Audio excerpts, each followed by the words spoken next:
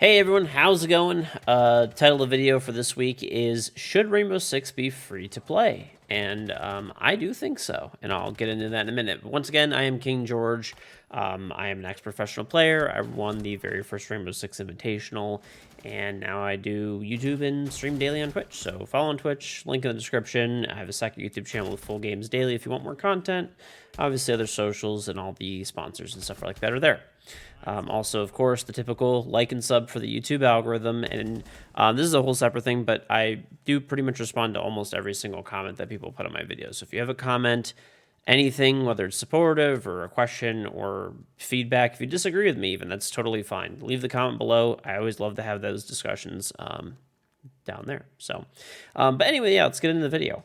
I do think that Rainbow Six Siege should be free to play. Why do I think this? Okay. So is a mentality when a game is free to play, you kind of open the game up to anybody being able to play with no risk. So I think of myself even. I'm a streamer, so I play video games for a living, right? I make pretty good money, so I'm able to buy pretty much any game I want. It won't, affect me massively or anything like that. But you know what? I'm still way more likely to just try a free game because there's no risk involved. If I want to play the game and just give it a spin, basically, I'm not obligated to buy it and have to go through a refund process, even if there's a refund process available, or buy the game and be stuck with it if I don't like it or anything like that. It's just free. And if I want to play it, I play it. And if I don't, I don't. And that's it. So it's really nice when there's a game that's, free. There's been numerous examples of different games that I've played that have been like that. Also, a lot of the largest games are free to play. If you ever looked at the list of like some, all the most popular games out there, you got your League of Legends, your Counter-Strikes, your Dota, Valorant, Apex, Warzone, all these different games are all free to play. They're all the biggest games that are out there. PUBG even, right? And they're more mobile based now, but you get the idea. All the free to play mobile games, it's a concept that people do like. Right, and also those games are also extremely profitable. I think kind of at this point now that Rainbow Six Siege has been out we're going on 8 years, right? Everyone who's going to buy Rainbow Six Siege, for the most part, has probably bought it. The game is essentially free as it is. It's $5 on sale pretty consistently, under $10 for sure. I think the last people that are not willing to spend that $5, that's how you basically capture those people that will buy it, right?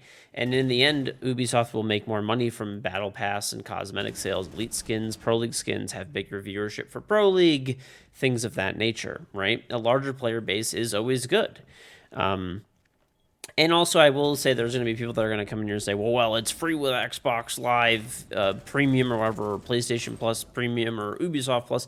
That's not free. You have to. A lot of people do not pay for those premium services. There's a big difference between being able to literally hop in the game straight up for free on PC or straight up for free on console, on Xbox or PlayStation. It is a very different thing.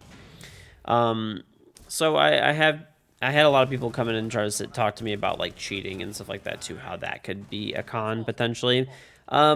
Sure, somewhat true, but most of the time, at least from what I've seen, is cheaters either buy accounts that are, they steal accounts, they buy stolen accounts, or they buy accounts that are pre-leveled. And the thing is, I don't think that $5 is going to stop a cheater from getting into a game, right? Like these people are paying a lot of money, generally speaking, for cheats, and a $5 account or a free account is probably not going to make any difference, frankly. I will say it's fair that I'll probably make, every little bit, every, roadblock that you can make obviously is a good thing, so making the game cost money in that regard could be better. But I think that the amount of people that you're going to potentially gather as new fans and new players of the game largely outweighs the small amount of cheaters that are going to be somehow discouraged by spending $5 when some of them are spending, hundreds of dollars a month to cheat. Right, I don't think that's top of mind. And like I said, the majority of the accounts anyways are generally stolen, or they're bought pre-leveled or whatever, something like that. I also have seen people talking about like your games being lower quality, perhaps because you're getting these people because it's free to play. I mean, I guess I get that in a respect because anybody could just create a new account. You know, they could troll on accounts and stuff like that. If they get banned, oh well, get another one, whatever. But like I said, back with the cheating too. The biggest thing when I was talking about accounts being pre-leveled, obviously for casual doesn't help things out really. But you know, when you have accounts that have verified phone numbers on them, which is what they do now to stop people from getting into ranked. Obviously, there's still ways, but for the most part, it helps a lot, right? Verified email addresses to make sure your account's all verified, everything like that. You know, making it so you have to be like level 50 to get into ranked. Those are the things I think that actually prevent cheating the most and prevent those like lower quality games. I think maybe they should have like a I don't know. They could do something for that as well too, for people that are not buying the game or anything like that, or not buying anything in the game that they have to put a phone number on it or something too, which would crank down the cheating massively, right? At least if you want to play ranked or unranked, maybe casual, you can leave alone and stuff like that, right? I've also heard that you know, a good suggestion as well, which is that Siege lacks a good onboarding process. Onboarding obviously is. Oh, speaking of which, I'll put a little card here as well too. But if I have a video on why the meta is so crazy, so the games are low quality now. I can't imagine them getting much worse. At least at my elo, I'm sure at the casual level, perhaps they could get worse. But yeah, I'll put a card here. I have a video on why I think the meta is so aggressive and bad right now, and on rank 2.0 as well too. So. But anyway, let's get back to the topic. Needing of onboarding. Some way. What is onboarding? Basically, a way to get people some way to basically feel more comfortable when they go and play Siege, right? Like as of right now, if you're a new player coming into Siege, it's a tough game to get into. There's a lot of maps to learn, angles. You know, a player who is. It's not pure mechanical skill and stuff like that in Siege. A lot of it is the knowledge that you have of the game that makes the big difference for you.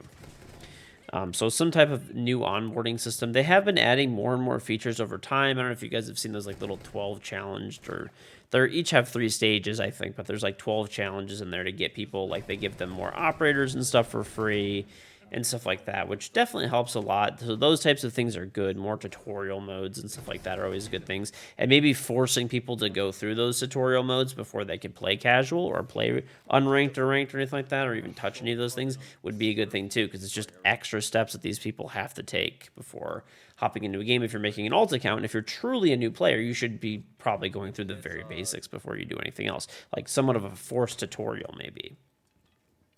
And then the last and final thing is there's people who complain that they already bought the game. I mean, that thing doesn't really matter as much. There's a lot of games that have gone free to play that were once paid to play. You know, the easy thing that you could do there is give people a special cosmetic. Maybe you had, you know, a universal gun skin, charm, and then, you know, whatever, maybe something for, you know, some uniforms or something like that. I don't know. You get the idea. Maybe some rainbow credits even or something like that, or a free battle pass. Whatever. This some type of compensation basically.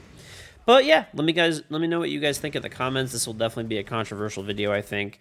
But remember, like, sub, comment. I'll respond to all the comments. And don't forget to check the description. I stream every day on Twitch, socials, you know, all that kind of stuff. Second YouTube channel and sponsors. And feel free to browse the channel and stuff as well. I do have a bunch of other videos. I have one on the 1.5, why I think the 1.5 needs to go. Why the meta is so aggressive right now, how rank 2.0 works, whole bunch of other stuff. So I always really appreciate everyone who watches these videos, especially all the way to the end like this. I really do appreciate it very much. And thank you guys just so much for watching. Glad everyone's been liking the new content and stuff. And I will see you guys next week. Every week before these videos come out too, I do put out a tweet with, you know, the topic of the next week. So, all right, I will see you guys. Thank you very much for watching, and I'll see you in the next one.